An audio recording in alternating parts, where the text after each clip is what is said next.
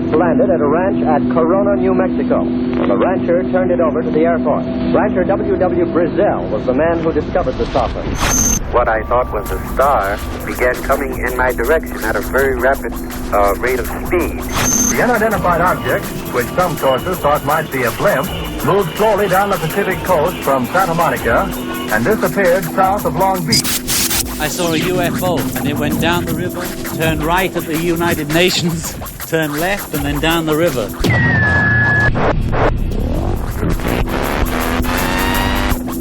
UFO classified. UFO classified. No more plausible deniability.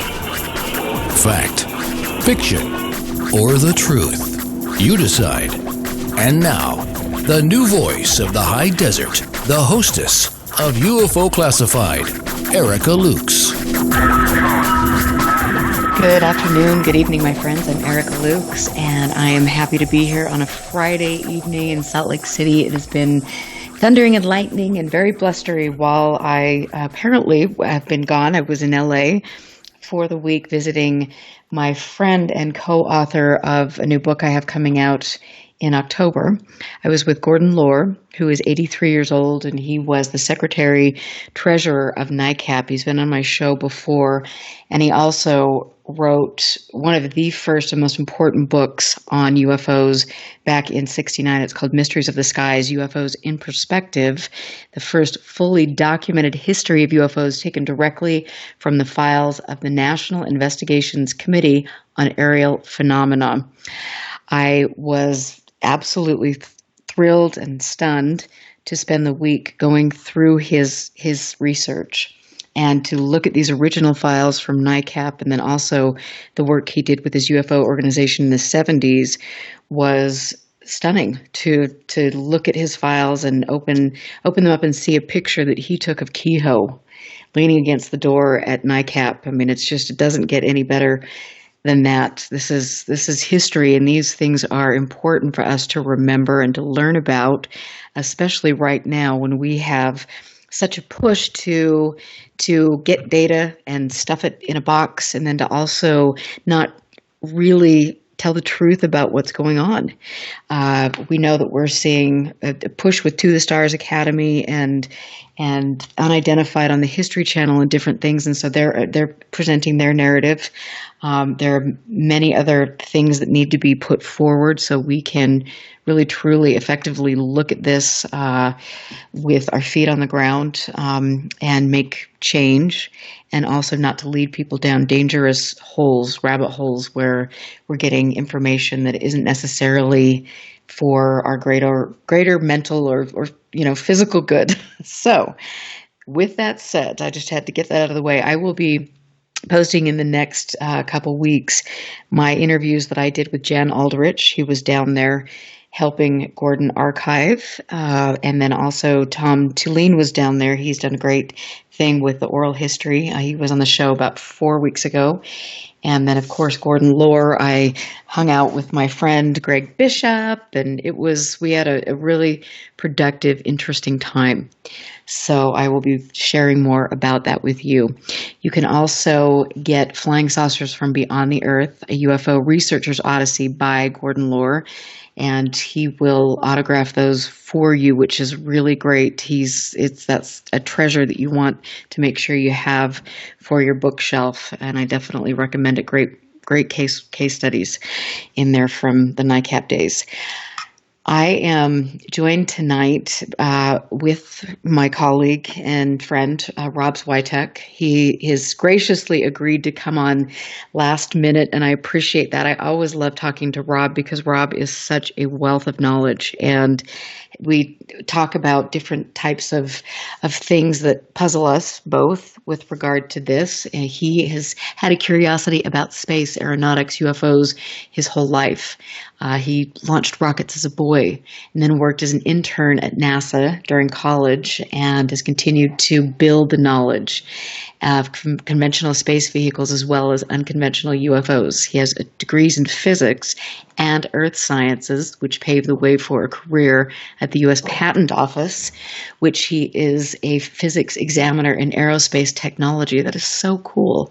He's lectured at multiple conferences, right? He's contributed to numerous UFO projects and titles, especially for the Fund for UFO Research. He is seen on the Discovery Channel, Larry King Live, and all sorts of things. And he also is on the MUFON Board of Directors. And Rob, thank you for doing this last minute.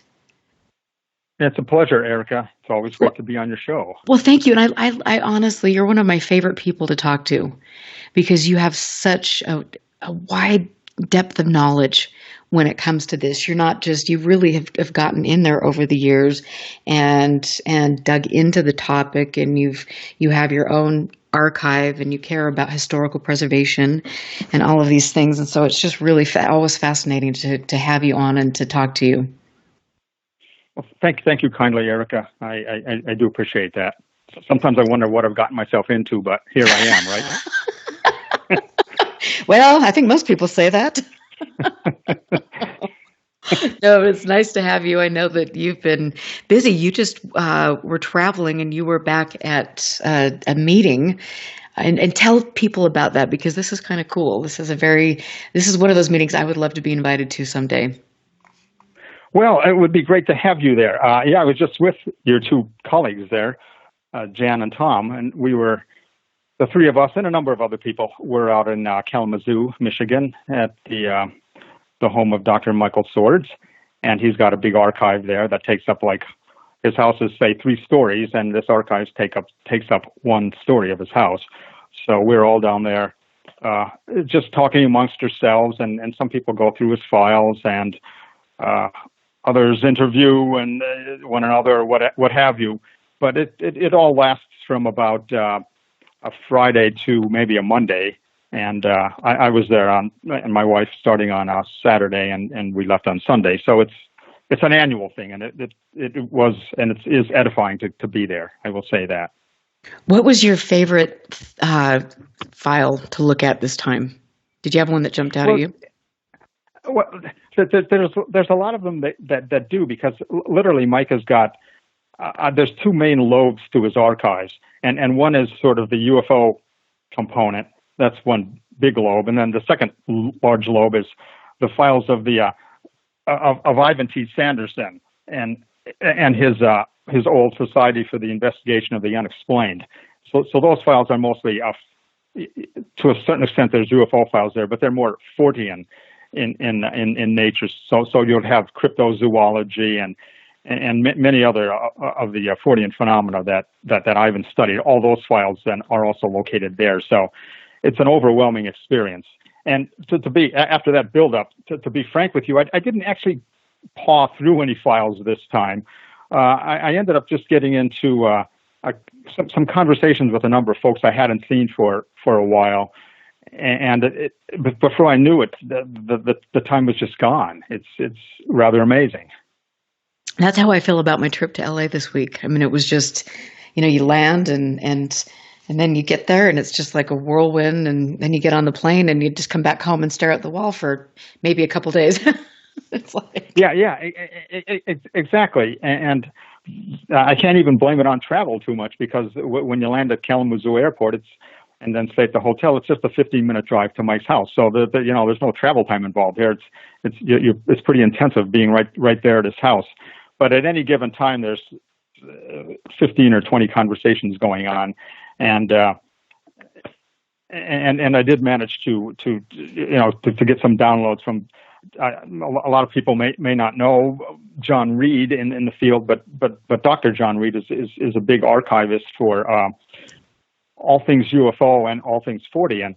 So he is always there trying to find out what's happening with archives and giving updates on where people's archives are going when they passed on, or when they just decided that they're not going to live maybe much longer, need to do something with their files.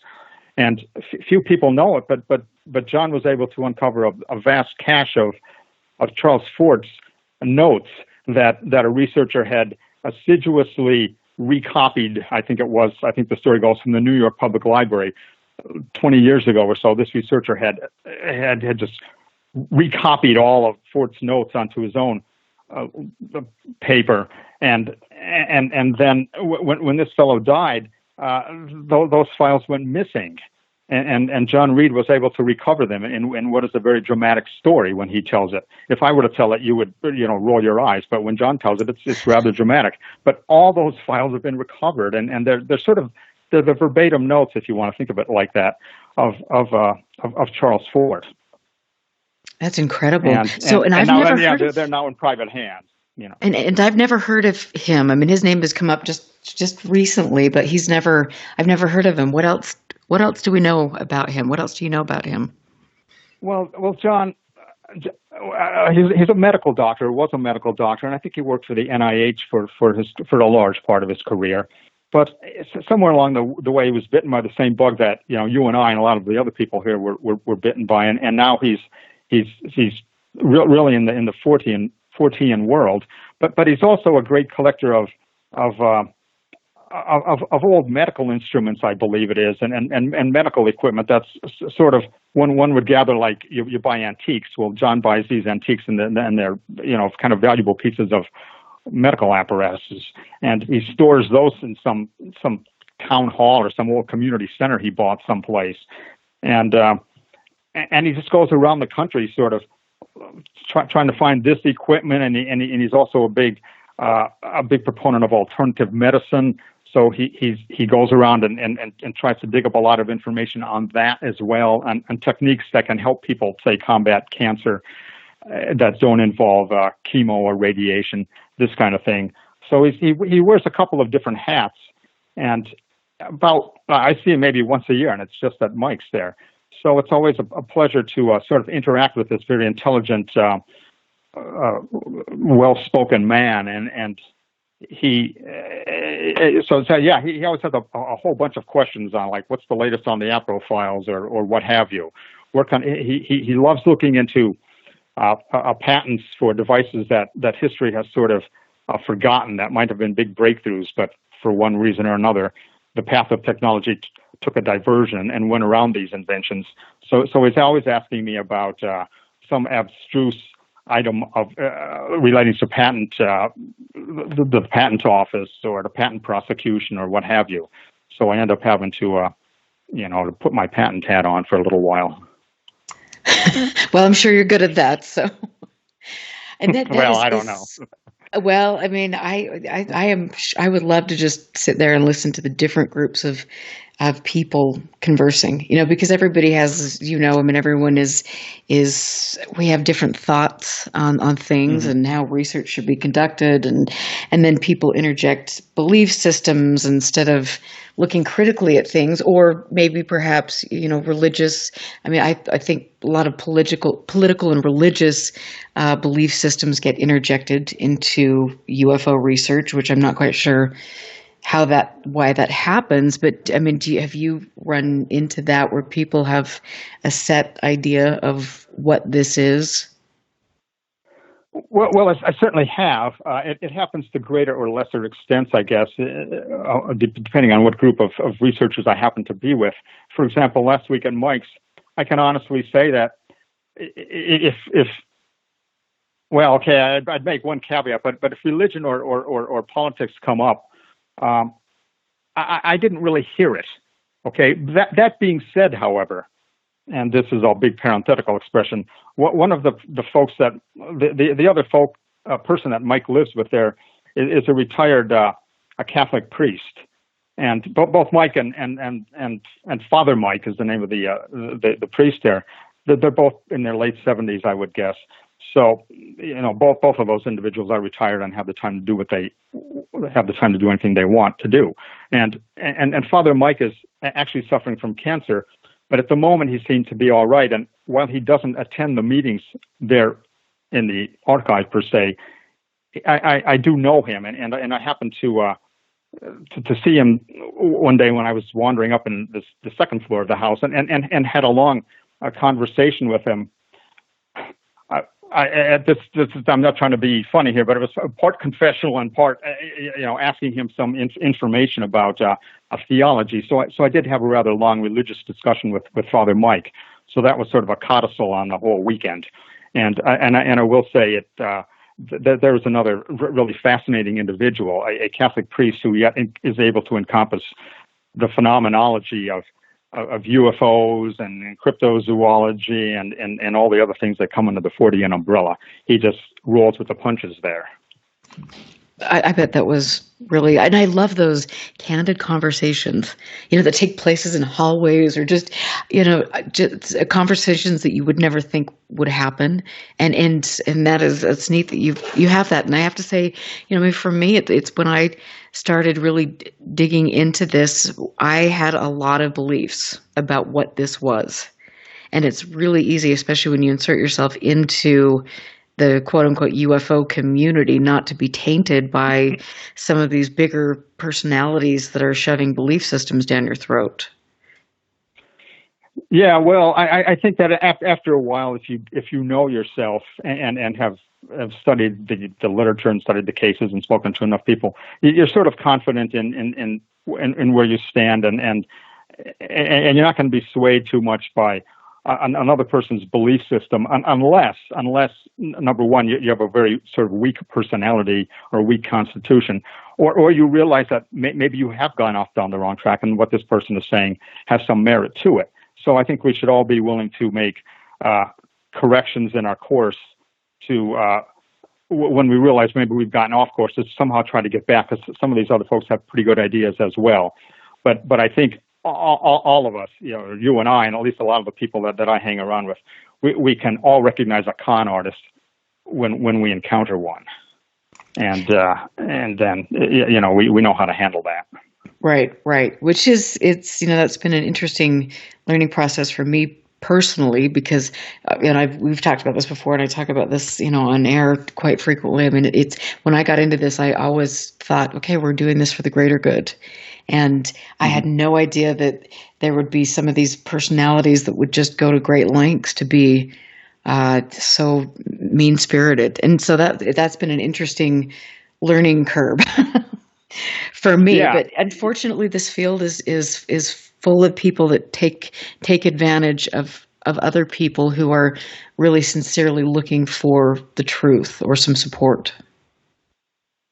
Yeah, I would agree with you, and I think we do need to think that, although sometimes you might think ufology is the only sort of area of scientific questing, for example, that this occurs in, it does occur in some of the other scientific areas of outside of ufology that we've all heard of.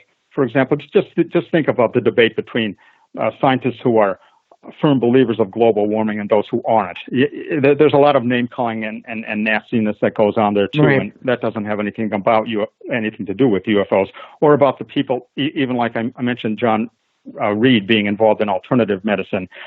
There's no lack of vituperation by quote mainstream unquote doctors against alternative practitioners of medicine, right, who might also be medical doctors too. I mean, it gets really nasty in that area. And here are, one would think, consummate professionals almost at each other's throats. So ufology, unfortunately, doesn't share that the distinction of having a lot of nasty people or a lot of internecine warfare going on in it. And you could pick areas, I'm sure, in history and God only knows there's probably one in music, Oh, I'm sure. Yeah, you could look through and find something like that. But anyhow, it does get tiresome, Erica, and I found myself as a MUFON board member, sort of walking a path between or a boundary separating the world of pure research and then the world where I have to get involved with personalities that we need to run an organization, or we need to deal with, let's put it that way, to run an organization like MUFON. And yeah, I don't always like dealing with some of these personalities. We always put the word prickly before that word, prickly personalities, but it requires a lot of psychology in dealing with some of these folks, and I'd rather not have to do that. Right. But I can't always bury my head in the sand and say, hey guys, I just would rather think about UFOs. But I'm on the board of the organization, so I'm by necessity I've got to dip into that thing now and then. And what can I say? I'm sure if I were to be involved with Rotary International or something like that, I'd be having the same kind of a conversation with you, saying, I can't believe I have to deal with these people. Right. And then Rotary International, who would think that they would do this? So I do have a little bit of a practical outlook on it all, I think. No, and that's great, and I think that's one reason that I've always, respected you. I mean, you are doing the best that you can, and I think that you are one of the most logical people in this, and I just learned so much from you. So I thank you very much. I'm Erica Lukes. We're going to take our first break. I'm here with Rob Swiatek. We will be right back. Stand by. This is UFO Classified with Erica Lukes. Erica Lukes. The phone lines are open now at 702-425-9230. That's 702-425-9230. Worldwide callers use Skype name KCOR Radio. More UFO Classified. UFO Classified with Erica Lukes on the KCOR Digital Radio Network. After this. What is our reality? An ever-evolving concept? An individual experience? Or just life? Tune in Saturdays at 11 a.m. Pacific, 2 p.m. Eastern for Our Reality, hosted by Violetta Vrankovich. You guys ready for this? Come join the movement each and every week as we explore a range of topics, from the ordinary to the extraordinary.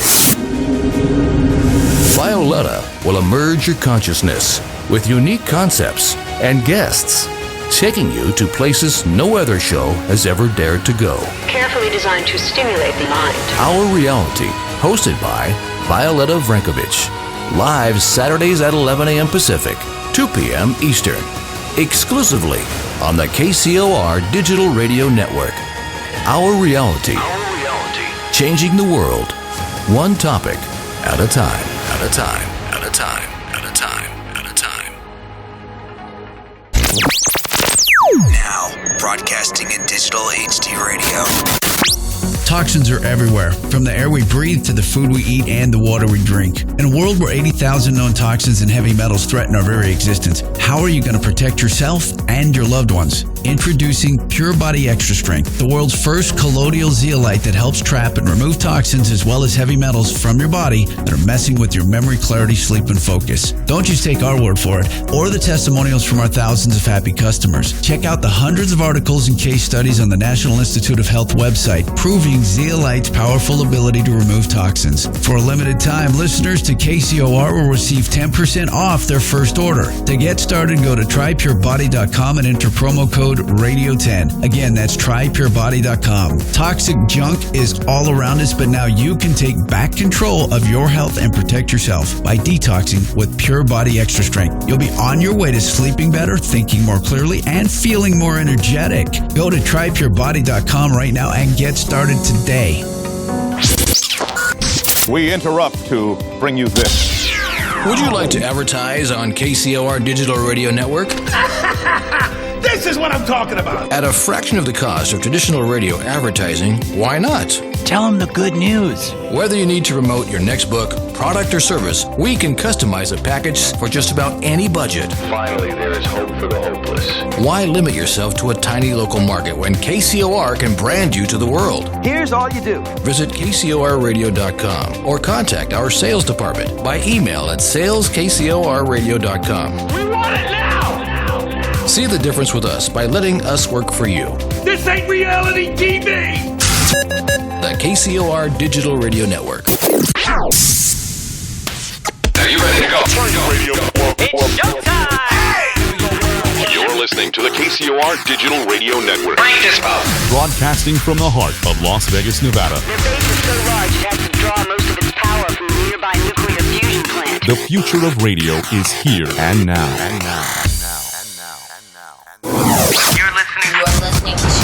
listening to UFO Classified with Erica Lukes, where the truth isn't hidden beneath the black lines of a Sharpie. That's the craziest thing I've ever heard.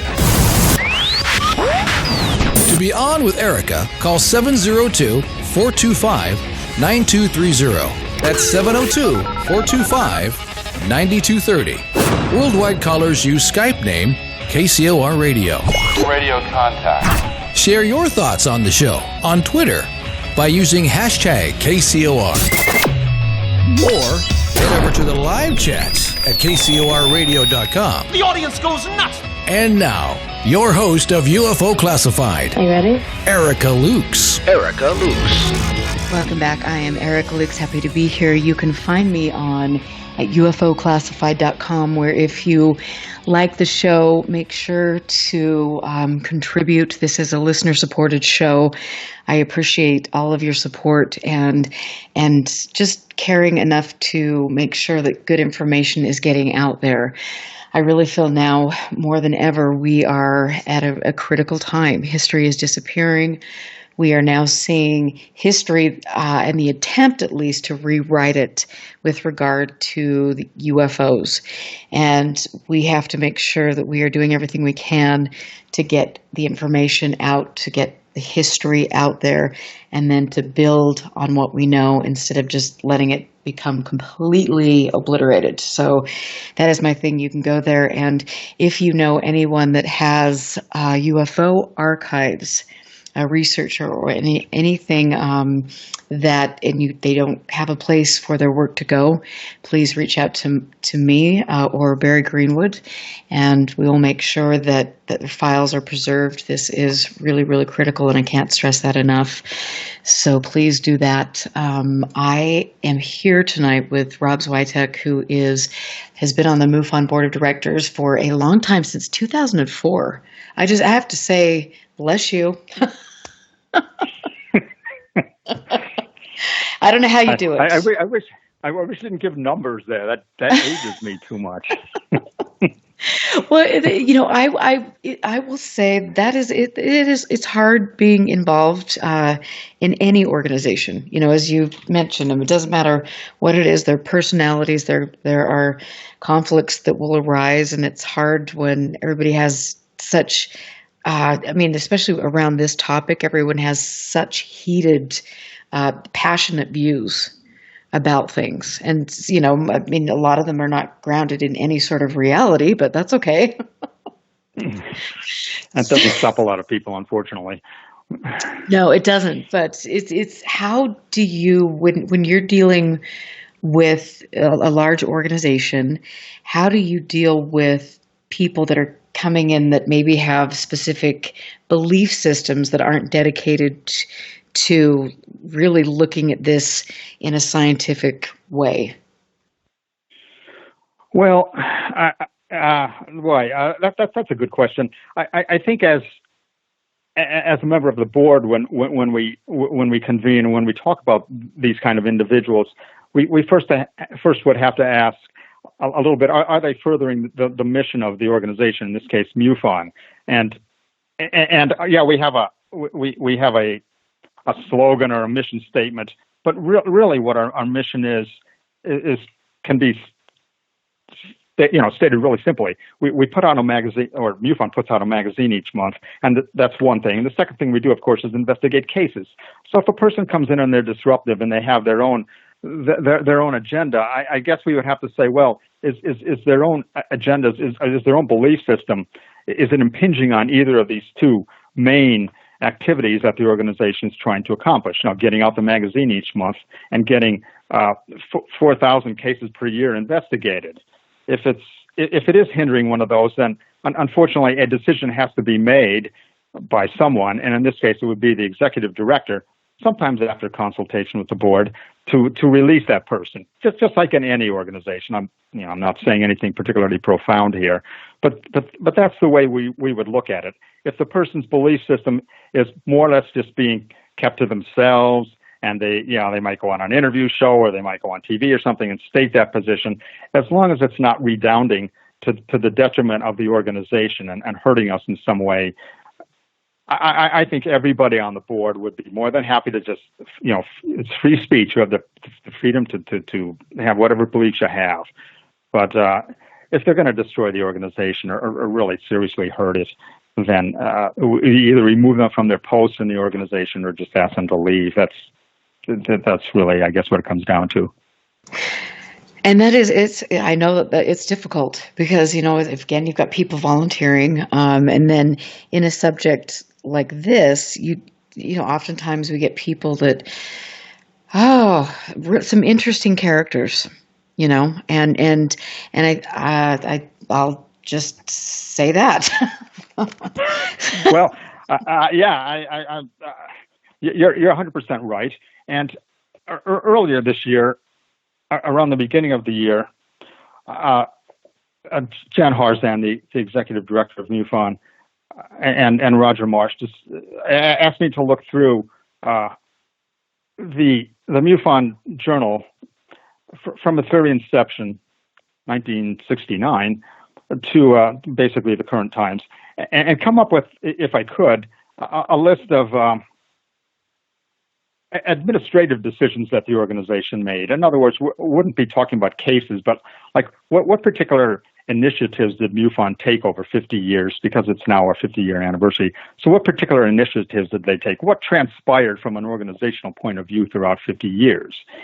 And I thought, going through the journal, and it used to be called Skylook in its early days until about 1976 or so, then it became the MUFON UFO Journal. Now it's the MUFON Journal. But anyhow, I did go through that, and I came up with, 70-something points that I thought were important decisions MUFON had made over the years. And in so doing, and going through these, what seemed like 10,000 copies of the MUFON Journal, but it really wasn't, I found a lot of interesting things and encountered a lot of forgotten controversies, if you will put it that way, many forgotten controversies. MUFON at one time had a much larger board than it does now. I think now we have about 8 people or so, but at one time it had 15 or 16 people. And it was like a rotating, sort of a rotating dinner or something. People were always coming in and leaving. And the darndest people were on the MUFON board over the years. And you can just tell that there were a lot of problems behind the scenes. And all these things were dealt with, and all these controversies were dealt with. Some didn't even involve MUFON. And in a sense, I found that many times the organization maybe reinvents the wheel, and they've forgotten they did something in the past. Like, for example, there was an initiative at one time to get young people involved in the field, and this was maybe in the 80s or so. And now the situation might even be worse. But how do we get young people involved? Well, they got this young fellow from Connecticut, I think it was, wrote into MUFON, and Walt Andrus took note of this thing, and he sort of gave this fellow, he said, okay, you'll have this little area you can carve out here, and you'll come up with like write something each month, a little journal or something like that, and work with other people on the MUFON board to come up with some ideas for how we might get young people involved. You're a young person. What would interest people like you and your friends? And that sort of worked out, but after a while it just stopped. And the kid got really disillusioned, and essentially he said, well, adults aren't taking me seriously, and I have some ideas here, and they're always telling me, well, that won't work, or this doesn't work, or that's not a good idea. And some of it might have been because the fellow was just naive. He was only 15 or 16 years old, and not particularly, as we all were, not wise in the ways of the world back then. And some of it might have been that on the part of the adults, what's this little kid doing here in the organization? We're seriously trying to look at UFOs. But it didn't work out, and it broke apart. But I hear the same discussion going on today. And I would say once per year, the topic comes up. What do we do to get young people involved? And I think you and I have even had this discussion early on another program I did with you. And nobody has yet really cracked that puzzle. But we keep the wheel keeps rolling around, and we pick up that topic time after time after time. and sooner or later we're going to have to solve it because we're all not going to be around here. At least I'm not, forever here. So we're going to need these younger folks to move into our places. And did you ever think you would get to the point in your life where you're talking about younger folks?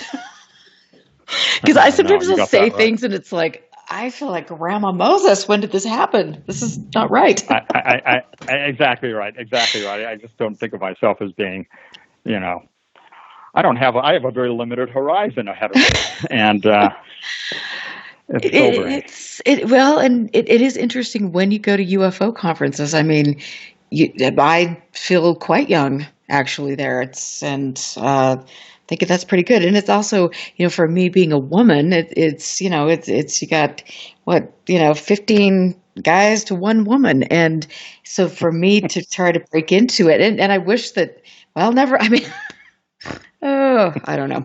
Well, you are young, Erica. You don't have to worry about that. Thank you. You are young. Thank you. And that's another. I'm glad you brought that up about women, because I've heard a lot recently about women in ufology and especially MUFON and how they. I don't know. I've heard people say kind of nasty things like MUFON doesn't treat women well, and there's a sexist organization and a lot of pejoratives used against the organization. And I will tell you, I got new insight on that from going through those 50 years of the MUFON Journal. And I've said this to my colleagues on the board, that they really should feel quite proud of the organization as a whole and the way it has advanced and sponsored and had women involved in almost every critical phase of the organization through the years. And now, it's not MUFON's fault per se that there aren't more people involved more women involved in ufology. I mean, I'm sure engineers say the same thing. How do we get more women in engineering? So that's another matter.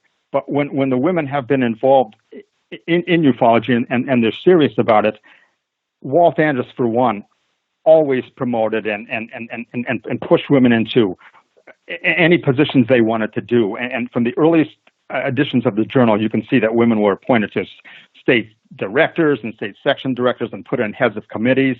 The first editor of Skylook was a woman, and they've been instrumental in MUFON over the years. And a huge list of the people involved could be made. I mean, at one time, Linda Moulton Howe was on MUFON's board.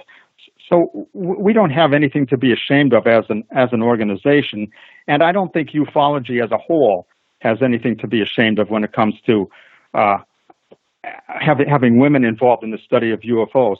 Some of the really top-notch minds in the early days of ufology were women, and here I'm thinking of Ida Bell Epperson and like Isabel Davis. Yes, and yes. We had another woman called June Larson, and if you could just read the letters, the correspondence that these folks had with leading male celebrities and personalities in the UFO field, you would be amazed. I mean, Isabel Davis would chide J. Allen Hynek about a talk or an article he had prepared saying, it's not, you can't really say that. That's not quite so scientific. You shouldn't be, I would phrase this a little bit differently in this speech you're going to give or in this paper you're going to write. And by God, Hynek took her seriously because she had a first-rate mind. And this is not putting down J. Allen Hynek, a man I greatly admire. But Isabel Davis would do this with Jim McDonald as well. I mean, so we have this continuous input from really sharp people, females in the field over the years, and this is something that's often overlooked to our detriment. But it is there, and again, I'm repeating myself here to the extent of saying that I don't like when I hear someone say, well, MUFON is just an old boys network. And by God, it is not. And I'll stand right up there at the MUFON conference if they want to hear it at the Friday night dinner and say that I'm not ashamed of the way it has, as an organization, conducted itself. Not that there hasn't been individual things going on. I mean, don't get me wrong. There's always some exceptions, but as a whole, they don't have anything to be ashamed of.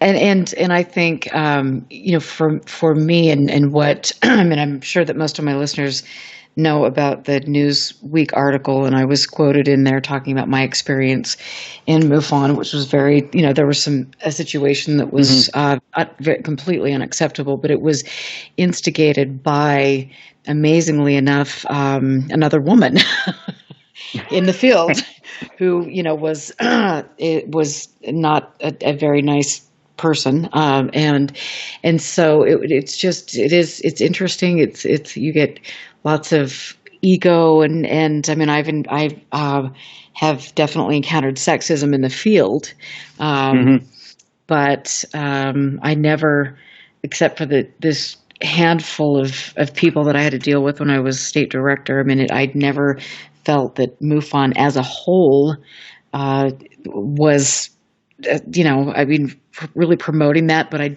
did not understand why, when leadership knew about my situation, why they didn't step in to correct it. But, those are my own, that's my thing. Yeah. and I'm not, MUFON as an institution did not have that as a policy, an institutional policy. Were individual decisions made sometimes that were wrong or misguided? Absolutely. Right. I mean, I spent so many years in the patent office, an organization comprised mainly of scientists and engineers, so there weren't too many women, at least in my early years there. But as a whole, the patent office did not have an institutional viewpoint against hiring women. But there just aren't a whole. There isn't a surfeit of engineers and scientists to choose from and to meet the criteria for being employed there. But when they could employ them, they did. And I never saw any official instances of sexism. Did it sometimes happen between individuals? Of course, humans being humans, that's going to happen in any organization. But they didn't have an overall policy of that, and neither does, in my opinion, I guess I would have to say, MUFON. Or the Center for UFO Studies. I'm not going to limit it to them, but again, they had a number of people associated with them who were excellent thinkers who were female. So that's maybe we need a book on that someday. I think, and you're right, because you brought up two names, two names that I've heard over the past few days while I was visiting Gordon Lohr, who was with NICAP, and Jan Aldrich, Project 1947, and there were very powerful women involved that were taken seriously. I mean, there still are, but I think, unfortunately, from what I've seen now, there's this weird little faction that's popped up that really they are trying to use the women in ufology shtick to get people excited and pull them into this, I don't know, whatever, just whatever they're doing. But it really isn't. If we want to talk about the really great women in ufology, we can do that, and we should, and there should be a book about it, and we should be remembering the work that they've done, because it is, even now, I will say, as a woman in this field, it's quite interesting, but you just do your best. You do, and then there's scope for a lot of things if you wish to do. If you want to be a writer in the field, you can do that. But Roger Marsh at the MUFON Journal is always looking for articles, or if you wish to move up in some kind of a supervisory or management role in the organization, all those things are there, and not all these things were always available back in 1960 when Ida Epperson was doing her great work. But they found different outlets for their energies and for their intelligence. And some of this was dealing with things on a more public level. They might hold public events or contact the news media to explain why a particular piece on the radio or on TV was biased against UFOs. And believe me, someone like Ida Bell had the integrity and knowledge to rip apart any kind of a viewpoint that she felt was biased and not soundly based on science. And they would do that. So they carved out names for themselves. in that arena as well as in Eidvel's case, moving up into NICAP and becoming head of like I think it was Los Angeles NICAP subcommittee or something like that. I believe she was the head of it. And I've got to ask Barry Greenwood to see if we can get some photos of some of these women, because that would be really fun to get that out there. I know that they tried to find photographs of Isabel Davis, and that seemed to be a little difficult for them to do. And even, I mean, just photos from back in that day, they're difficult to find. But when you do, it's like it's so amazing to see the actual person, and you connect with them, I think, visually when you see them, and I love that. Yeah. I don't know where you're 100% right though. There aren't too many pictures of Isabel Davis. I have a couple, and there's a good group photo of them, but she's holding up a glass like a salute, and it's right in front of her face. Unfortunately, she's the only one in the picture who is obscured like that. But I have one or two others that date from that time, and I'll try to dig them up and digitize them and make them available to you. Oh, that would be wonderful. And I know there's other things out there. I know Walt Webb, who's a researcher of going back many, many years to the 50s. He's still alive. He's probably got a plethora of pictures of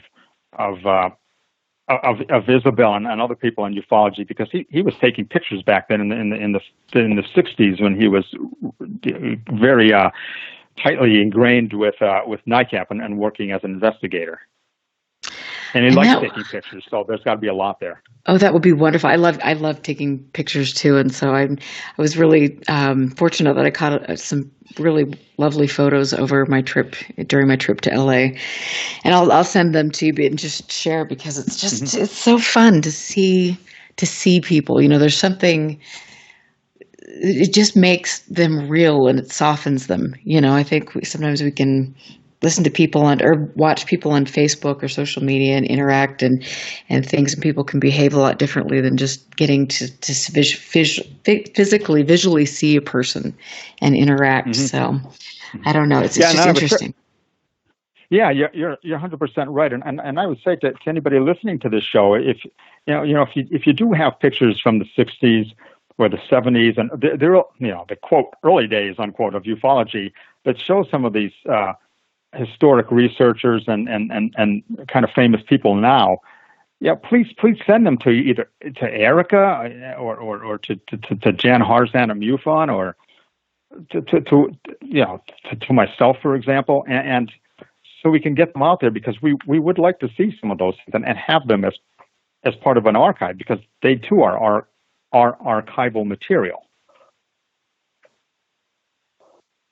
And that is true. And I love, I think that's really, really, really important, because all of us we're doing this hopefully to make progress. And I think that it is important for us to be open with research and to get that out there and to work together. Even if I'm not in an organization, it would be good to work with and have a relationship with people who are in the organization that I respect and trust, which I do, and things. And it's nice to know that you could go, to an organization and say, hey, could I come see your files on A, B, C, and D? And we could work on that, because we have to share things. I think that's really critical. Oh, that's one of the that should be one of the keystones and one of the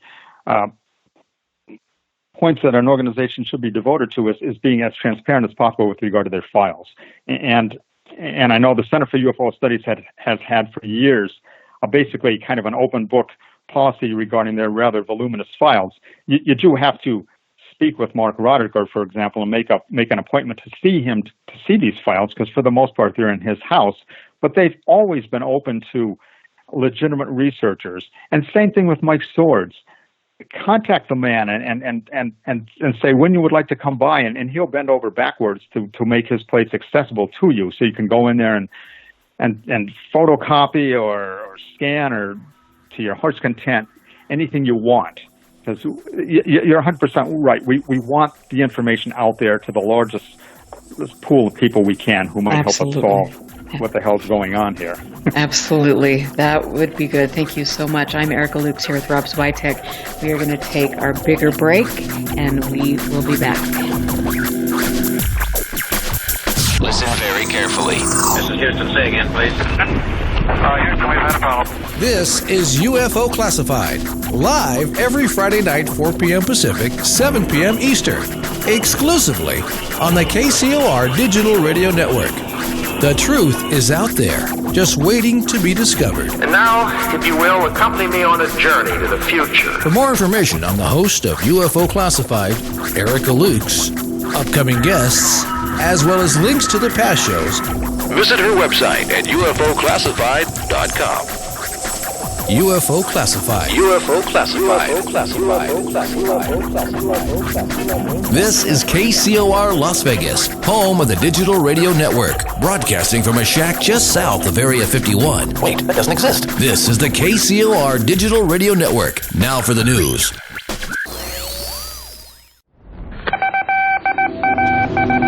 The disc landed at a ranch at Corona, New Mexico. The rancher turned it over to the Air Force. Rancher W.W. Brazil was the man who discovered the saucer. What I thought was a star began coming in my direction at a very rapid rate of speed. The unidentified object, which some sources thought might be a blimp, moved slowly down the Pacific coast from Santa Monica and disappeared south of Long Beach.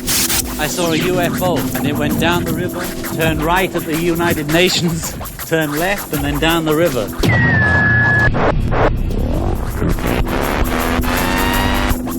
UFO Classified. UFO Classified. No more plausible deniability. Fact, fiction, or the truth. You decide. And now, the new voice of the high desert, the hostess of UFO Classified, Erica Lukes. Welcome back to UFO Classified. I'm Erica Lukes. I was happy to be here on KCOR Digital Broadcasting Network. Stick around for a wonderful night. You can find me at UFOclassified.com, ericalukes.com. I'm trying to update my websites. It is a work in progress between the day job and my complete obsession with UFOs. I love it. And actually, I spent the whole week this week in LA meeting with Gordon Lohr, who is co-authoring a book with me. Gordon Lohr is a very pivotal man back in the 60s in the subject, and he authored Strange Effects from UFOs, a NICAP special report. If you can get this book, it is exceptional, and it is a collector's item, so I would definitely recommend getting that. At the time, the director of NICAP was Major Donald Kehoe, and Gordon was the assistant director. I have lots of interviews with Gordon about his time at NICAP, specifically the demise of NICAP back in the 60s, which is very interesting. Again, I'll be putting that out there in a bit, along with tapes, video interview with Jan Aldrich, who has Project 1947, and is just, I've never heard anybody talk like Jan. He has got so much information. It is incredible. And then, of course, my respect for Barry Greenwood. So go to Greenwood Archives. These are the people that are preserving the history. And it is, as I mentioned, and I've got to drill this into everybody's head, it is critical that we get this information research from people who are passing away, people who are getting fed up with things, pushing it into a garbage bin, or getting it to organizations or individuals who are not necessarily wanting to scan it and make it available to other researchers or the public.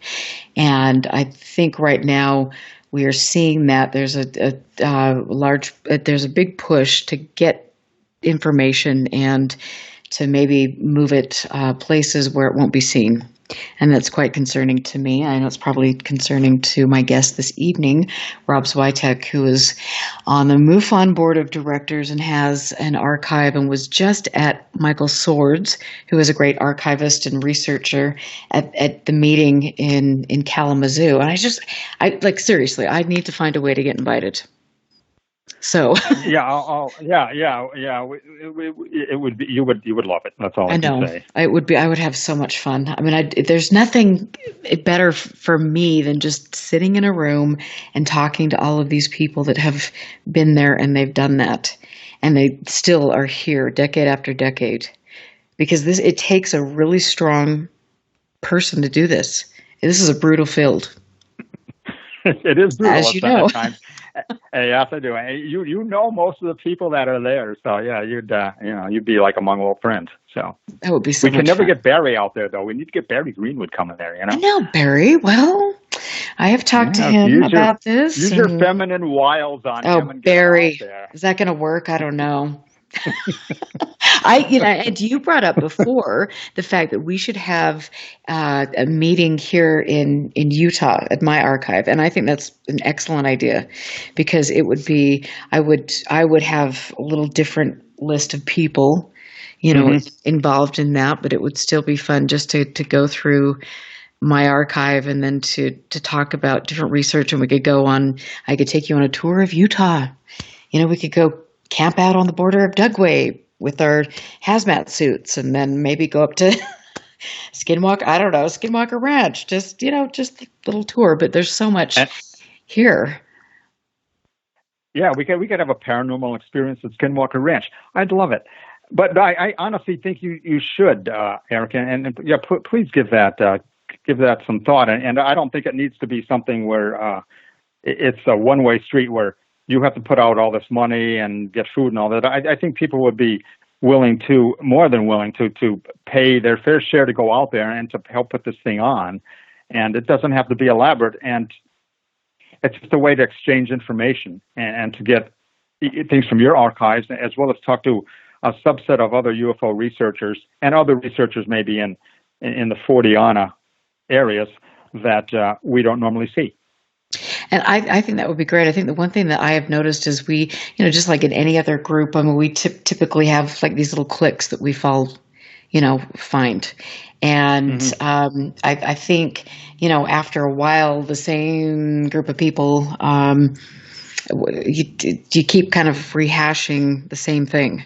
And so it's important to get new people in there. And I'll never forget a conversation when I first came into this subject. There was a certain person that I had a conversation with, and they said to me, well, you need to wait in line, Erica. I've been in this subject for years, and you're just going to have to wait your turn to be friends with these people. And I was like, okay, did we just graduate from grade school, or is there some sort of? I mean, it was so strange to me that it's like we're trying to advance this subject, not get rankings. I don't know what for whatever we're doing. Yeah. I mean, it was so strange. So I think that we need to be a little bit more open, and I understand the reticence because people have seen some of these.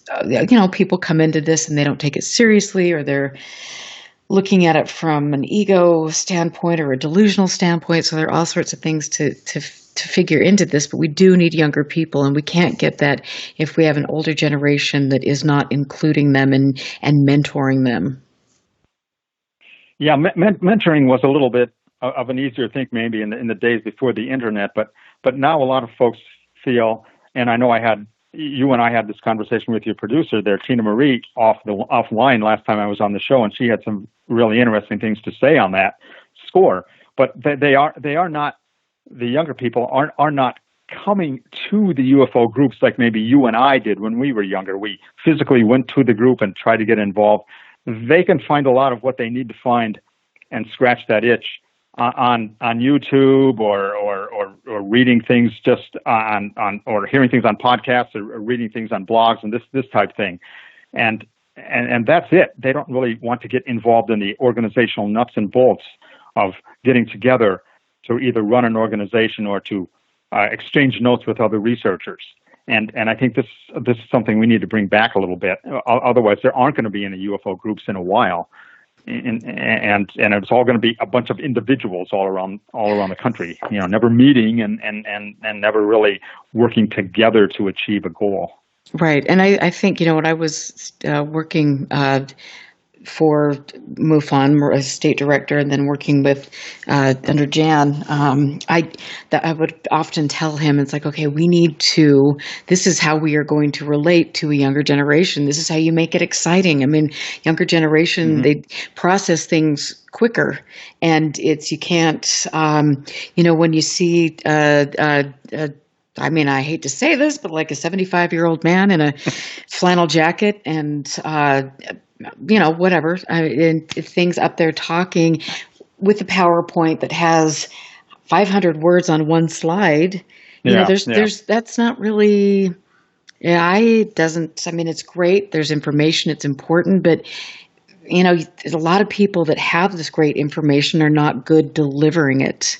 And that is the bottom line. And so that doesn't intrigue people. It doesn't excite people. And unfortunately, then you get a couple people that understand the media and how to do this and be the big, shiny, bright poster boy and things like that. And then they get all the props when they're not really promoting good things. And so there is a way we have to understand that the social media, unfortunately, is if you want to have membership or grow membership, you have to utilize that and have control of it and give your own message out specifically to the organization. And there's just so many things to think about. It can be done. And I think having a fun, flashy website with where you have things that are available to the public, I think that's great.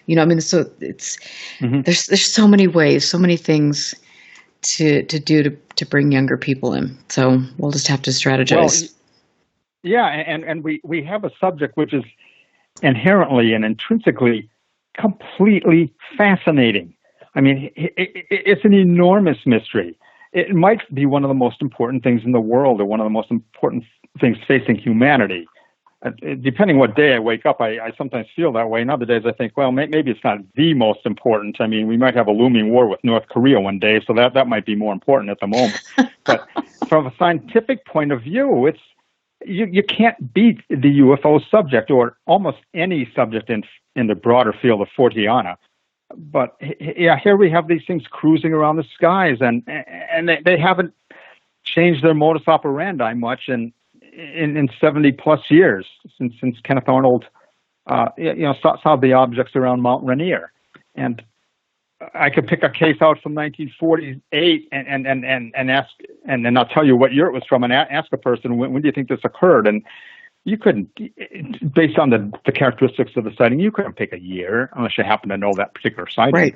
Right. But that's the hallmark of a true phenomenon. One of the hallmarks is consistency and operating in, meteorites and meteors always act in a certain manner. Meteors don't stop and hover and then decide to move back out into space. They have a profile and they stick to it. And to a certain extent, UFOs have a profile and they sort of stick to it. Yeah, there's a billion different kinds of objects, but they sort of still do the same thing, and they figured out how to operate in the midst of humanity without really exciting the whole hive of humanity, where everybody's up in arms trying to figure out what's going on. They managed to just operate in some kind of at a level that's slightly below it's the conscious level, but it's not the conscious hair on fire level where we're all racing about. And they've managed to keep at this level for all these years, and to the extent where most scientists, at least, probably don't give much credence to the UFO subject, although the general population probably would say, yeah, something's going on. Right, and I think that's to me, that's fascinating.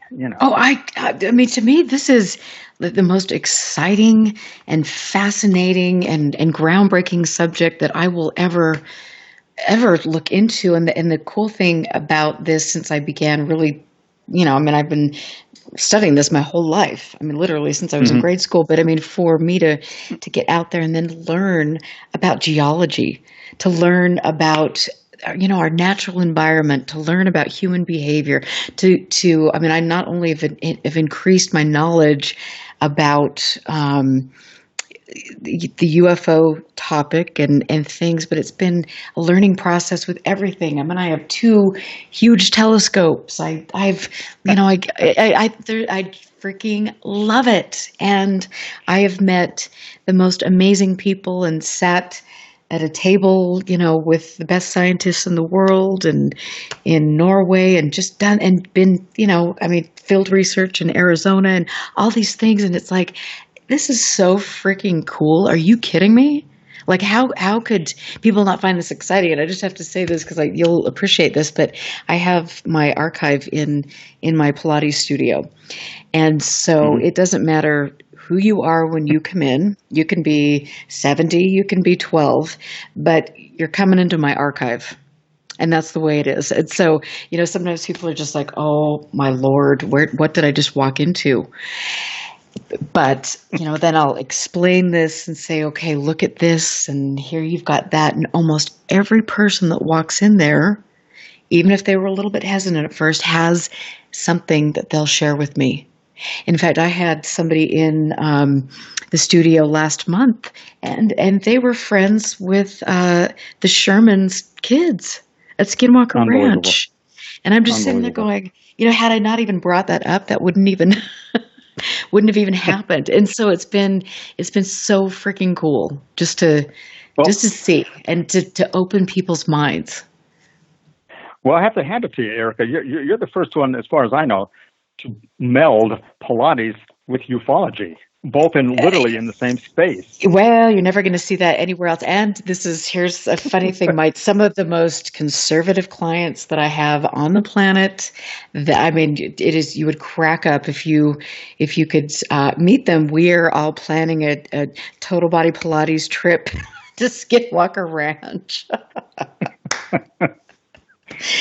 And so, it'll be interesting. We're not going on the ranch. We're going to go on the periphery. We're not, so a couple of them are a little scared to camp out, but that's okay. It'll be fun to do the paranormal Pilates because you're right. I don't think anybody does that. So that's my bag. Well, hopefully a little bit of the weirdness will seep out to you there on the border. And you can still, have a mini experience maybe of the light tunnel through which the Sasquatch walks or something like that. Well, you brought up. I wanted to just go back about 2 minutes. You brought up a really interesting point that once in a while is brought up in ufology, but not very frequently. And Dr. Dave Jacobs once said that UFO research is polymathic. It brings in all these various areas of learning. And what you just said, you now know something about geology, for example, and astronomy, and that's what a study of UFOs ultimately does to one if they're open to this. You find yourself studying the damnedest things. Like you might be reading a meteorology text to find out what kinds of weather phenomena are there that might mimic UFOs in some way. Then the next day you might be looking into soil science or something to find out, wow, this trace sample that was in the soil here, is it a natural component of the soil or is it a truly anomalous thing? Then another day you're looking into different molds. That's really just a mold that forms in the grass that maybe makes a ring, or maybe it isn't. Another day you're looking, it just goes on and on and on, so that you become kind of a little bit acquainted with a whole lot of areas of science. And man, if that isn't an enjoyable thing, then I don't know what is.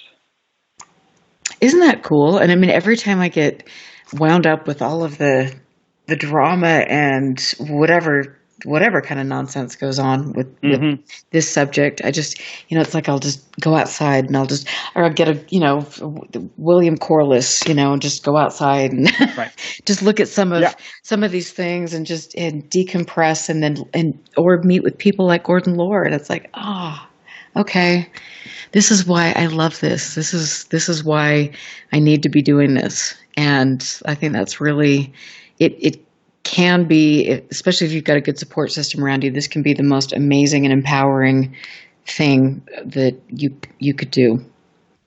Yes, it is. I would say if you're having problems finding what to do in life, and you're 10 or 15 years old, then just start looking into UFOs. And you may not stick with the UFO component of it for your whole life. I would hope you would, but I guarantee you'll find something along the way that's going to really intrigue you, and you'll say, hey, I might want to make a living in this area, whether it's psychology, whether it's medicine, what have you.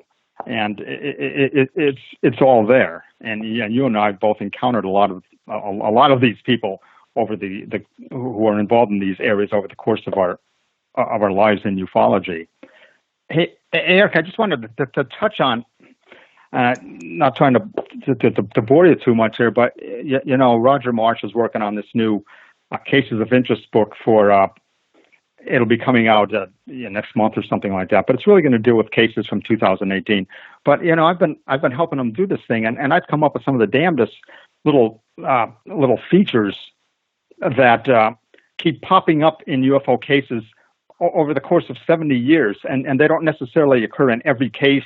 They may only occur in 1 out of 100 cases. But man, I was going through trying to find some of these things for Roger so he could put them in an index in the book, and I found some of them today. I was actually gobsmacked. Like for example, I'll just read you a few of these because I know you're coming up on a break. These are all individual cases. I'll pick a month here. February 2018. There was a case where a person saw a triangular UFO with a dome on the underside. Another person had difficulty operating their cell phone during the sighting. Someone else reported, strangely, all sounds around them seemed to stop during the sighting. You and I have heard that a few times before. Another person had their radiation detectors start beeping constantly during the flyover that they experienced, and then it returned to normal after the object disappeared. Someone else said the car radio was interfered with. A dog was disturbed. In March of 2018, a cubicle UFO was seen. And in another case, a ball of light appeared on a passenger seat in a car.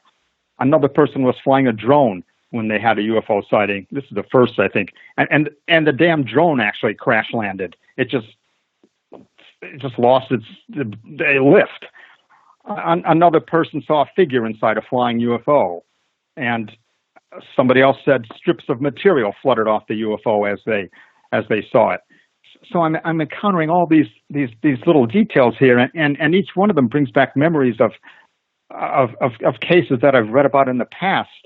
So I realize there's really nothing new under the sun with regard to UFOs.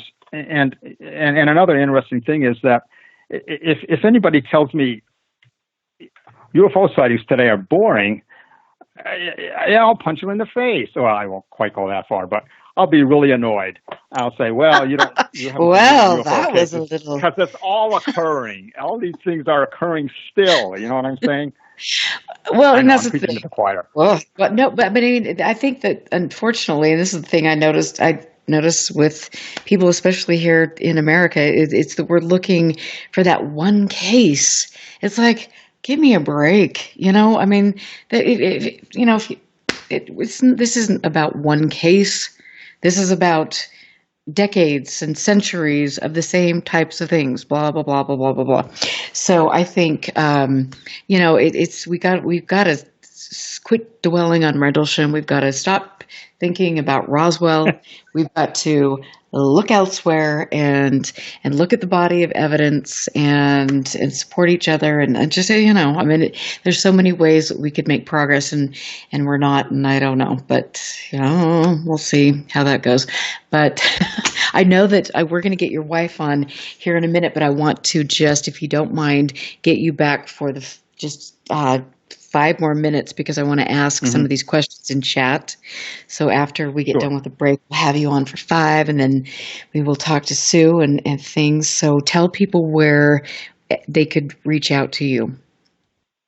Well, the easiest way to reach out to me, if you really want to, I could give my email address, and that's the way to directly reach me. And or you can reach me through MUFON.com. And just send an email to MUFON and to the headquarters there, and they'll forward it on to me. But my MUFON address for everyone that's listening, if you do need to talk to me about anything or scold me for what I said here tonight or something, I'm a big guy, I can take it. And my email address is S as in Sam, WIM as in Michael, A as in Adam, and N as in Nancy, Swyman at iGlide, IGLID as in David, E.net, iGlide.net. And That's what it is. Thank you, and that's awesome. I mean, I will say that I have some of the most intelligent, thoughtful listeners on the planet who really understand what doing good work is and integrity. I'm Erica Lukes here with Rob Swiatek. We will be right back, so stick around.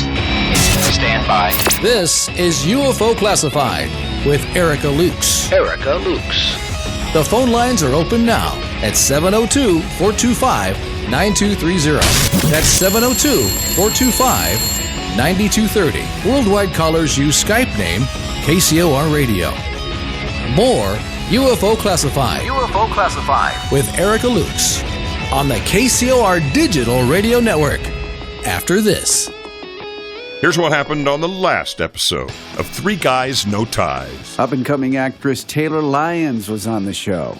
Honestly, I didn't really know Kevin Spacey from anything other than Superman Returns. So I just saw him. I'm so sorry. You look kind of familiar to me. That's aren't you married with Sedgwick?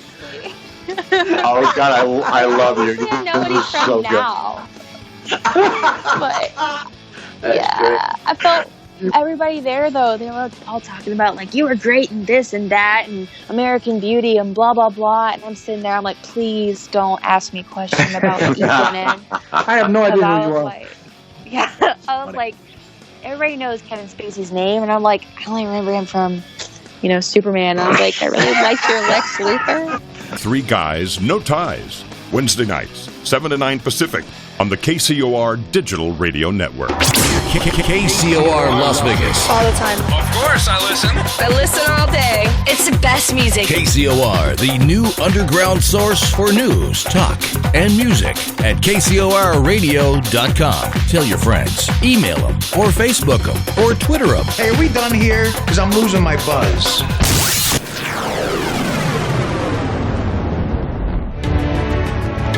13,000 years ago, the world started its descent into the Dark Ages. History, as we know it, is about to be rewritten in The Emissary, a thrilling new reincarnation fantasy adventure by Tamara Veach and Rennie DeFazio. Ancient mysteries, an epic love story, and the timeless struggle of good versus evil unfold in The Emissary. Available now on Amazon.com. Once you pick it up, you won't want to put it down.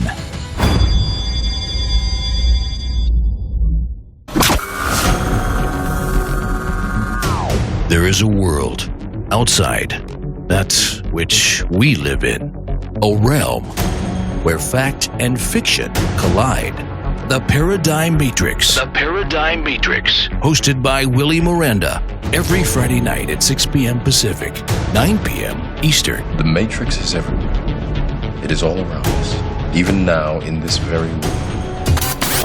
The 1 hour show that will surely leave you hanging on the edge of the rabbit hole. The Paradigm Matrix explores a universe of topics from UFOs, cryptozoology, conspiracies, as well as all things paranormal. Enter a world of the twisted and deformed. Friday night, 6 p.m. Pacific, 9 p.m. Eastern. The Paradigm Matrix. Exclusively on the KCOR Digital Radio Network, where fact and fiction collide.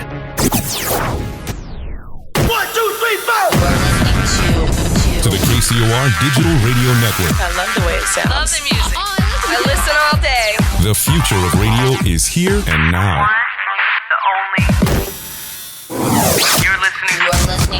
You're listening to UFO Classified with Erica Lukes, where the truth isn't hidden beneath the black lines of a Sharpie. That's the craziest thing I've ever heard.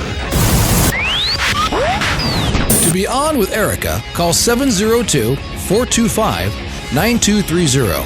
That's 702-425-9230. Worldwide callers use Skype name KCOR Radio.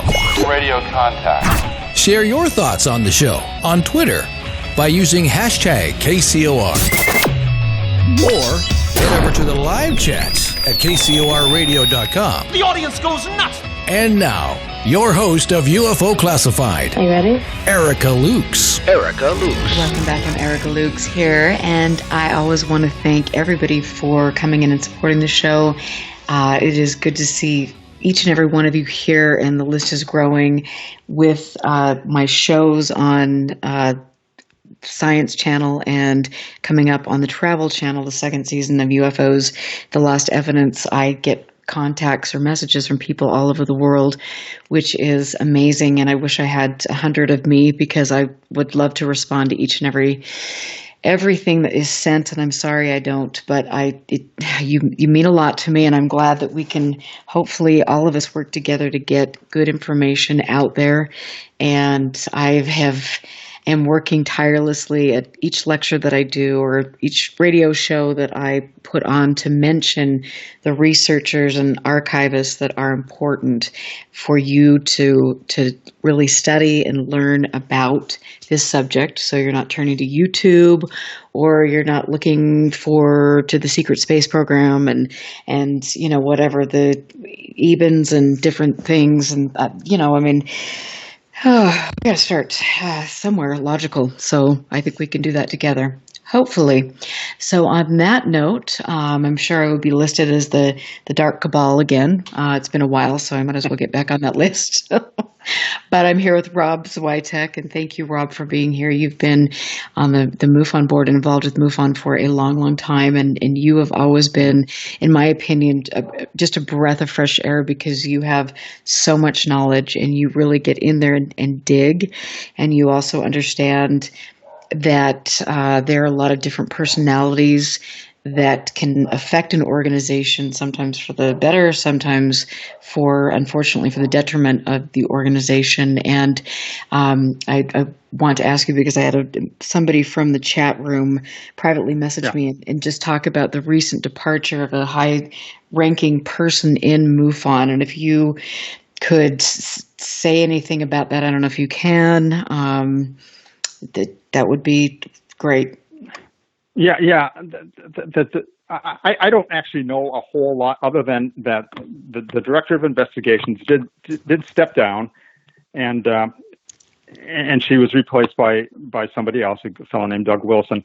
But as far as I know, she's still with MUFON, but she's not active at a managerial level or at an administrative level. She's a field investigator or something like that. I have not spoken with her since all this occurred. But that's the word I got at the board meeting when I was out there in early May. I haven't heard, me personally, I haven't heard anything from her, and I don't think anybody else on the board particularly has. But that's how matters stand. She's maintaining a very low key approach and doing her own thing, possibly outside MUFON, and not involved with the day-to-day activities of the organization anymore. Well, that's good. That's a good thing to hear. I think it's difficult, and I just have to say that when people, and this is a lesson for all of us, when you are promoting certain things on your resume, and you can't back them up, that's a problem.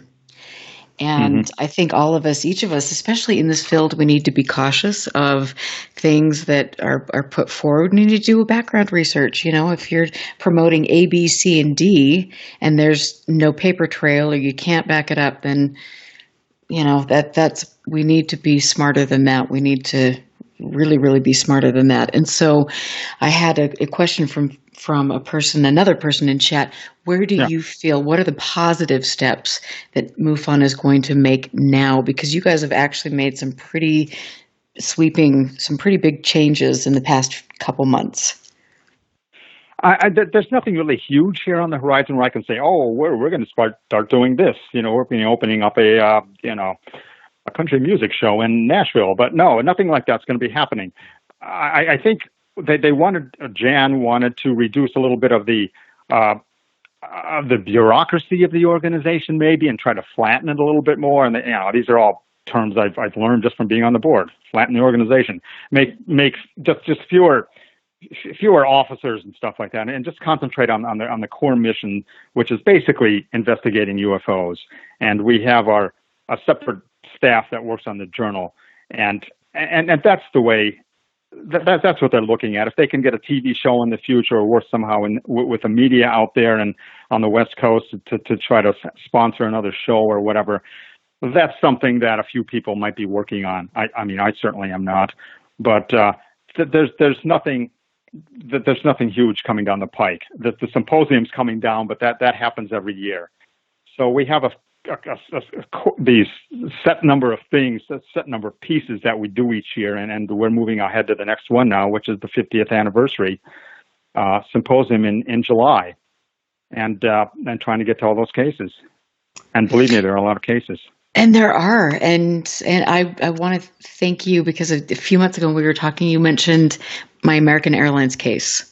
And that made me so happy. I mean, I was like, oh, somebody recognized an important case that I did with my then Assistant State Director, Jeff Cox. That was such a great case. And that for someone like you, to say something and realize that was very meaningful to me and very encouraging as a researcher. And there have been a lot of great cases that MUFON over the years has investigated. And Phil Leach had a great case, did extensive research. I mean, there have been a lot of things that deserve to be highlighted. Craig Lang, who was one of my dear friends and did abduction research. I mean, there's so many great people involved in the organization that I truly, truly hope that it makes a positive change and can do good things that everyone deserves.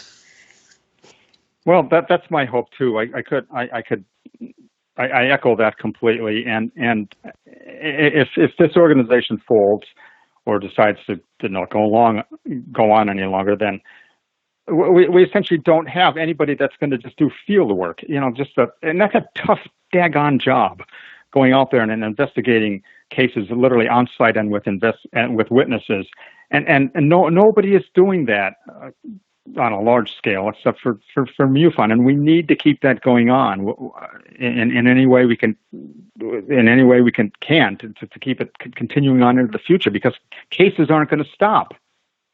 And the scientific community needs to know, and the academic community, that there's a real phenomenon here. And so one of the ways we can do that is by showing that there's a continuity to the phenomenon, and some cases can be separated out from the chaff and revealed to be real kernels of wheat and real good cases. And somebody's got to do that, and I'm hoping it's going to continue to be MUFON.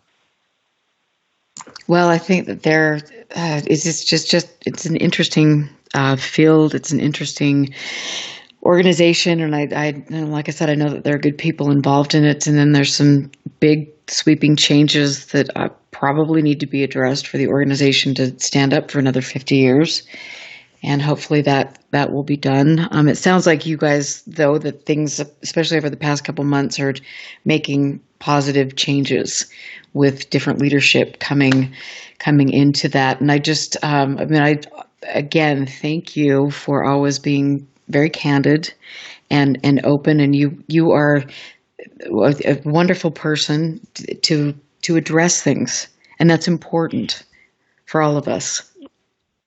Well, thanks, Erica. It truly is I really enjoyed this conversation we had tonight, and I look forward to being, if you let me know when you want to talk about some of these things. I'm available, 24 hours a day. I love chatting and talking about and conversing about UFOs, and just I look forward to being there on your show in the future. And if anyone has any questions, don't hesitate to email me at that address that I gave.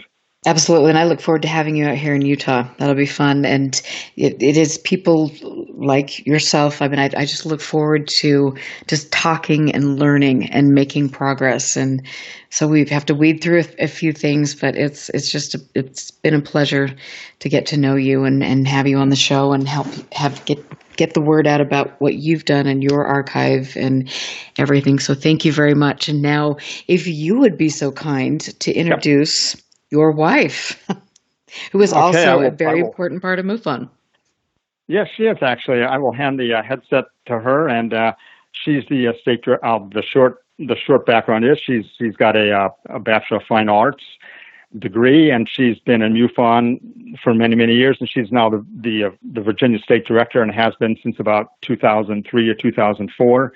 And she's also, very few people know this, the director, dare I say, international director of the International Fortean Organization, a large umbrella group that looks into all these other weird stuff that's going on besides UFOs. And I know she's working hard on a conference that's coming up. So with that, with those very few words, I will fit the headset on her if I can here. And that is a very lovely introduction, I have to say. We'll talk soon, Erica. Thank you Thank again. you. Good night. Bye. Hello, Wow. Sue. Isn't that nice? Hi there. How are you? Yes, what a lovely introduction. I know, that was yes. Really nice. And I have heard so many things about you over the years, and I know how hard you have worked to really keep your chapter up and running and get information out. So it's really nice to have you here. Well, I'm glad to be here. Nice to be here. Yeah, thank you. And so, okay, so you've got some stuff coming up, which sounds really interesting. So you've got to tell us about it. Yes, I am Virginia State Director, and in fact, I have a UFO meeting tomorrow. But I also have this other hat that I wear. There's a group called INFO. We kind of fudge the acronym INFO because it's International Fortean Organization, based on the work of Charles Fort, whose books in the late 20s and early 30s really turned a scientific paradigm on its head. And the skeptics and the doubters are still trying to puzzle through his books. And his books talked about the Book of the Damned, which is one of his titles. And this is information that scientists have damned to the back of the drawer or the back room, and it can't see the light of day because no one can figure it out. And it doesn't fit into our tidy picture of the world and the cosmos as we know it. So therefore, it's inconvenient. It doesn't compute. We're throwing it in the back room. One example I would give is the Smithsonian Institution received several extremely large skeletons. I don't mean just 7 feet tall. We're talking like 10, 11, 12, 13 feet tall. Several of these skeletons where they weren't really Homo sapiens as we know it. But of course, that doesn't fit into anybody's idea of anything. So as soon as they're dug up, they were given to the Smithsonian, who basically buried them for all intents and purposes. So we still don't know what's going on with that. But that's just one example. And anything that really doesn't fit in, and UFOs is one of those members of that type of situation. Scientists have a tendency to look the other way, and they work very incrementally. When you show them something that's a logarithmic jump, a quantum jump, they can't handle it. You know, it's just got to be very, very infinitesimally different than what they saw last week, or else they can't deal with it. I know some scientists are going to find umbrage at that, but I'm talking about the scientific method and the conventions in science that have been working for hundreds of years. And so I'm not maligning any one particular scientist or anything. But anyway, we will have one annual big celebration for the Forteans, as we're called, and it's called Fort Fest. And this year it's June 29th and 30th, Saturday and Sunday. And we're meeting at the Country Inn and Suites. It's in Linthicum Heights, Maryland. But all you need to know, really, it's right in the neighborhood of BWI, and people that are in the Maryland or even the Washington area, they've all heard of Live Casino. There's a giant casino they built out there in the shadow of BWI within 2 miles, and it was the third largest casino in the United States when it was built. So this was not a small afterthought. This is a big casino. I just mentioned that as one of the attractions in the area of many. But we will be holding our meeting on Saturday at the National Electronics Museum, Saturday, June 29th. On Sunday, we go to Dave & Buster's, which most people are saying, at Dave & Buster's, that's a big arcade place. What are you doing there? But this is one of the larger Dave & Buster's, and they have soundproof meeting rooms that are fantastic. And we're going to be in a little theater that's a 2-tiered theater, and the speakers will really have a nice venue that day. Those are the 2 venues, and walking distance to the hotel for the most part. On Saturday, it's walking distance. Sunday, it's a tiny ride. But this is all within the area of BWI. You can get a shuttle bus to the hotel, a free shuttle, and you'd be all set. And it's very cheap to fly into BWI, so no matter where your audience is, tonight, they can get there. But it's all the information is at the event site we have on Eventbrite, which many people are familiar with. But it's fortfest.eventbrite.com, and that's FORTFEST.eventbrite, BRITE.com,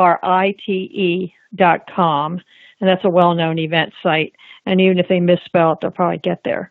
But who are my speakers? I know you're on the edge of your seat. Yes. Who my Yes, I am. You are so good. Dang. Okay.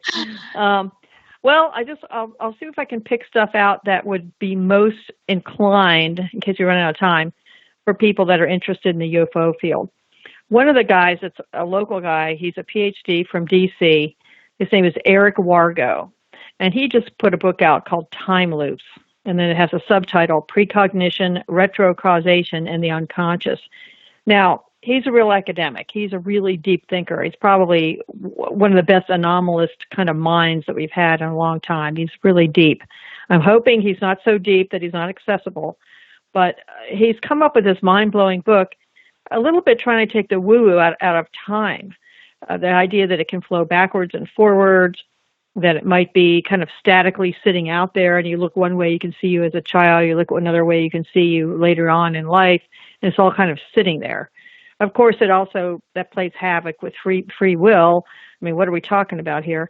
But it's very, very interesting. He tries to lay it out in a scientific matrix that kind of, like I said, takes the woo-woo out. But his blog site is called The Nightshirt. Sightings, portents, forebodings, and suspicions. And he definitely has a logo of a UFO there. And one of the pictures he has of himself that I have on the website for the event, he definitely has a UFO in the background. So he's a man that certainly has trafficked in these alleys of what UFOs might be. But it's interesting. When I was a psychology major, before I was an art major, I read about this retrocausation. In other words, what happens in the future informs what's happening now. And they did a test where these students were required to study the material after they've taken the test. I know, after they've taken the test. But it improved their scores on the test. And they were able to prove this with a control group, and however psychologists prove anything. And it was very surprising. And I read that years ago, so I started paying a lot more attention after the test to see what I got wrong, thinking, well, maybe it'll improve my score in some weird way. But it's very heavy stuff. It's heady stuff. But I think it has a bearing on many, many of these phenomena. So I think that it could be, it's a book that's really got a lot of people, just ordinary people, but a lot of academics, really important people on their head talking about this. So I'm really excited about it. I haven't read the whole book, but I'm hoping to finish it before the conference. But it's really interesting stuff.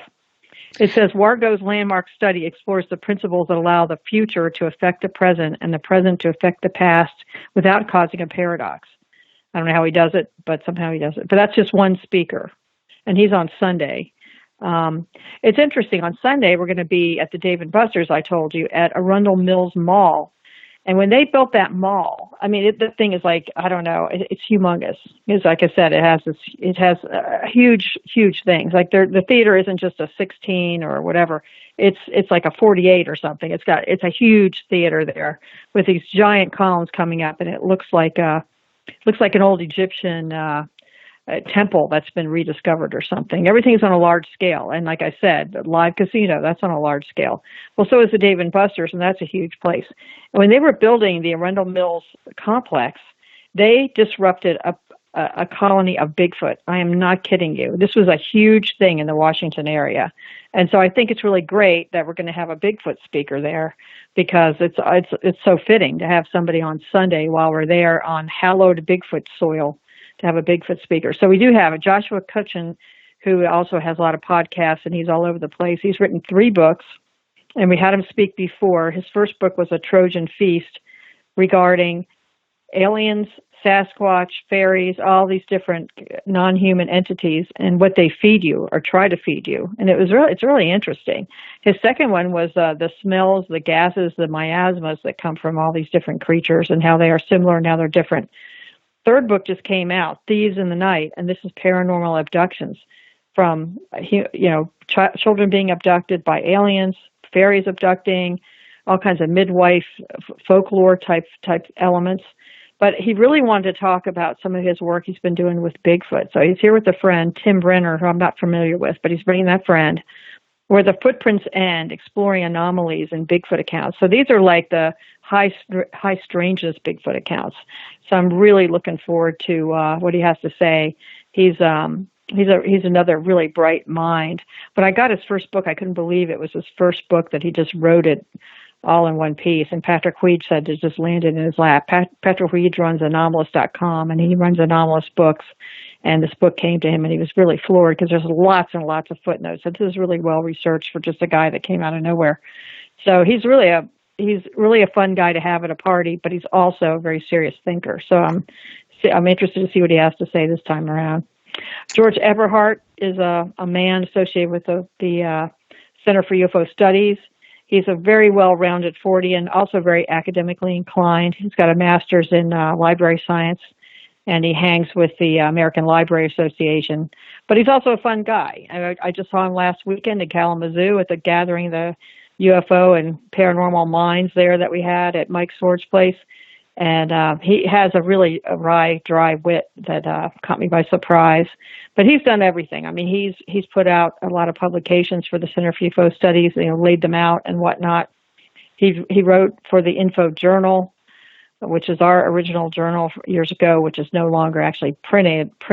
But he wrote a book, Mysterious Creatures: A Guide to Cryptozoology, and he's written about UFOs extensively. He's pretty much an all-around kind of guy, and he's still like an editor at Bigfoot Times. So he's still very much involved with all the phenomena of all kinds. So that's very neat. Justin Banforth, I don't know this young man, but he's hot on the trail of the Men in Black and other non-human entities. So he's a guy from New Jersey who he heard one of my talks, and he heard some of these really bizarre phone calls. This UFO family that's also had some other paranormal experiences, trying to sum it up, suddenly got some very weird phone calls over the course of a weekend. And the young man at the time had the presence of mind to push the record button on the old-fashioned, tape recorder machine that they had for messages. This is like before 9/11. This was quite a while ago. But it's really interesting, and it's this haunting robotic voice that keeps repeating the same things over and over. And it's bizarre things, like it just wants to, the main character is Gary Sudbrink. So it's the Gary Sudbrink case. So the robotic voice keeps saying, "There's Gary Sudbrink there. How long will you be back from Texas?" He had left Texas to visit his folks for the weekend and ended up heading at home, and then these bizarre phone calls start up, which are recorded. So who knows what other stories he has. I have no idea. I'll mention real quickly one more phenomena that we're having, the Shepton Mine mystery. This young guy, Maxim Furyk, looked into the myth, the miracle, and the music. And this is really weird. August 13th, 1963, 3 young men trapped in a mine, and they had to draw a borehole to rescue them. And it's the first rescue of that type in a mine with the borehole. But the amazing thing is the amazing people and personalities and characters that visited them in the mine before they were rescued. And the 2 guys are totally say the same thing happened. They passed on now. I mean, that was in 63. But they saw a vision of the Pope. They saw people that looked like Vulcans with pointed ears. They had all kinds of weird experiences, and it just makes no sense. It's sort of like a one-off oddity in the annals. And I can hear that music. We've got to wrap it up for the evening. And thank you, Sue, for being here. And Rob, it's been a pleasure. And I will be posting links to this event. It sounds fun. I wish I could make it there. I am Erica Lukes here. Another great night on UFO Classified. I will be in Cedar City next week, so it will be a show, an archive, but I will be back in 2 weeks. So be safe, have a wonderful weekend, and stick around for Willie Miranda. I'll catch you in a couple weeks. Listen very carefully. This is Houston. Say again, please. Houston, we've had a problem. This is UFO Classified, live every Friday night, 4 p.m. Pacific, 7 p.m. Eastern, exclusively on the KCOR Digital Radio Network. The truth is out there. just waiting to be discovered. And now, if you will, accompany me on a journey to the future. For more information on the host of UFO Classified, Erica Lukes, upcoming guests, as well as links to the past shows, visit her website at ufoclassified.com. UFO Classified. UFO Classified. This is KCOR Las Vegas, home of the Digital Radio Network, broadcasting from